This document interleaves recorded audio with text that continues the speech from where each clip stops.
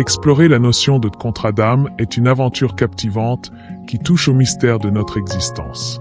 Que ce soit notre conception, notre naissance ou notre mission de vie, chaque aspect de ce voyage semble guidé par un ensemble de lois invisibles et interdépendantes. Ces lois, selon de nombreuses traditions spirituelles et études métaphysiques, se manifestent sous forme de contrats d'âme. Ces contrats seraient définis avant notre venue au monde, et ils incluent des éléments comme notre date et notre heure de naissance, notre parcours de vie et les interactions clés que nous aurons avec les autres. Unir cette idée de contrat d'âme avec des éléments scientifiques et quantiques, tout en se référant à des passages bibliques, donne une vision riche et interconnectée de la vie. Ce voyage à travers les 11 points clés du contrat d'âme éclaire le rôle de chacun d'entre eux et leur lien profond avec notre karma et notre mission de vie. 1. La conception et la planification prénatale.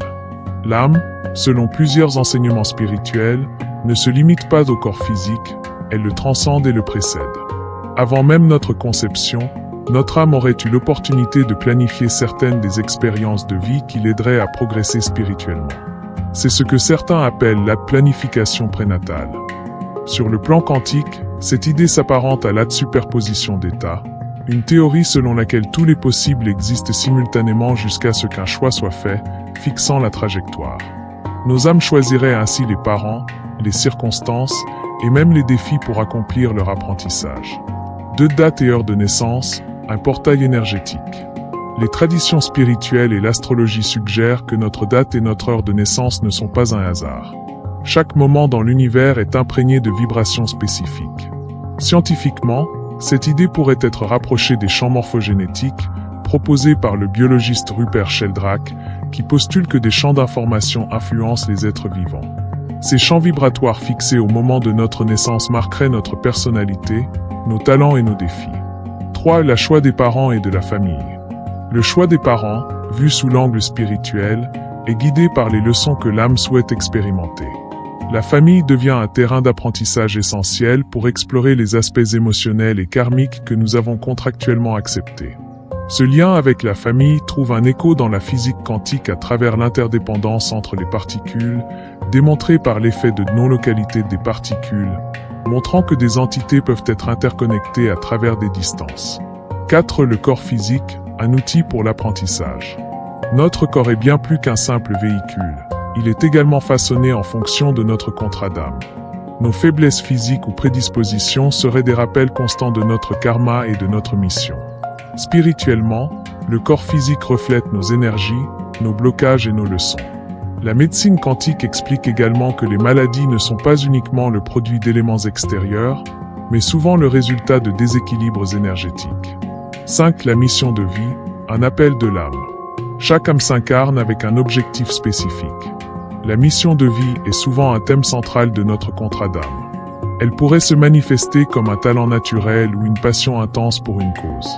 Sur le plan scientifique, l'idée de la mission pourrait être reliée à notre système nerveux et au circuit de récompense dans le cerveau, qui s'active lorsque nous nous engageons dans des activités qui nous apportent un profond sentiment de satisfaction et de sens. 6. Les relations et les âmes sœurs. Nos relations ne sont pas des coïncidences, mais des interactions soigneusement orchestrées qui jouent un rôle clé dans notre développement. Chaque âme que nous rencontrons a potentiellement un rôle à jouer dans notre évolution. Cette idée est renforcée par des découvertes en psychologie, montrant que nos relations interpersonnelles sont un des moyens les plus puissants pour provoquer des changements internes. Quantiquement, chaque relation pourrait être vue comme une interaction énergétique entre 2 champs vibratoires. 7. Le libre arbitre et les choix personnels. Bien que nous ayons un contrat d'âme, nous disposons également du libre arbitre. Ce choix peut nous permettre d'accélérer ou de ralentir notre progression spirituelle. Spirituellement, cela représente la liberté de l'âme de naviguer dans le flux des circonstances tout en respectant les accords initiaux. En physique quantique, le libre arbitre peut être comparé à l'observateur qui influence la réalité par ses choix et ses intentions. 8. Le karma, répercussion et équilibre. Le karma est une composante essentielle du contrat d'âme. Nos actions passées influencent notre présent, et notre présent façonne notre futur. Ce concept est d'ailleurs mentionné dans la Bible, par exemple dans Galates 6:7. Ce qu'un homme sème, il le moissonnera aussi. Scientifiquement, le karma peut être vu comme une loi de cause à effet, renforcée par la notion de résonance morphique. où les actions vibrent à des fréquences qui finissent par revenir à la source. 9. Les épreuves de la vie, des opportunités de croissance. Les épreuves sont souvent interprétées comme des tests pour l'âme. Ce sont des situations, souvent difficiles, intégrées dans notre contrat pour aider à éveiller nos potentiels les plus élevés. La physique quantique appuie cela en montrant que la matière et l'énergie sont en état de flux, constamment soumises à des changements qui transforment la réalité. Les épreuves, de la même manière, nous transforment. 10. La fin du contrat d'âme, un retour à l'unité. Chaque âme, après avoir terminé son parcours de vie, retourne à la source. La fin du contrat d'âme ne signifie pas toujours la mort physique, mais bien souvent un changement de conscience vers des états supérieurs. Ce retour à l'unité est décrit dans des textes sacrés comme une fusion avec Dieu. En physique quantique, cette unité est évoquée à travers la théorie de l'unification des champs, qui suppose que tout est interconnecté dans un champ d'énergie unifié. 11. Le pouvoir de l'amour inconditionnel, une force de guérison. Enfin, l'amour est le fil conducteur de tous les contrats d'âme. C'est l'élément qui guérit, relie et libère. L'amour, vu dans cette perspective, est un état vibratoire puissant qui transcende les lois de la matière. Ce pouvoir d'amour est illustré par Jésus dans la Bible, qui prônait l'amour comme voie de libération. En physique, l'amour peut être perçu comme une fréquence énergétique qui a la capacité de transformer la matière. Conclusion. Les contrats d'âme et les choix qui en découlent sont au cœur de notre existence. Comprendre ces 11 aspects fondamentaux nous ouvre les yeux sur notre véritable nature et sur les vastes possibilités de notre voyage spirituel.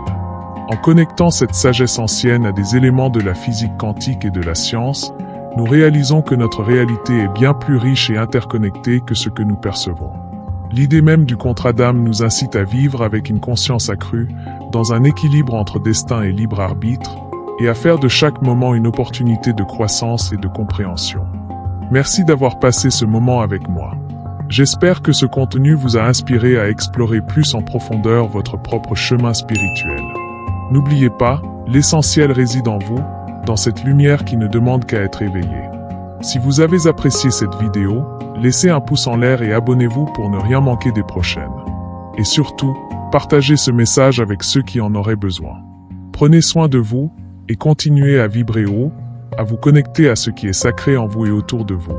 À tout de suite pour une nouvelle exploration spirituelle.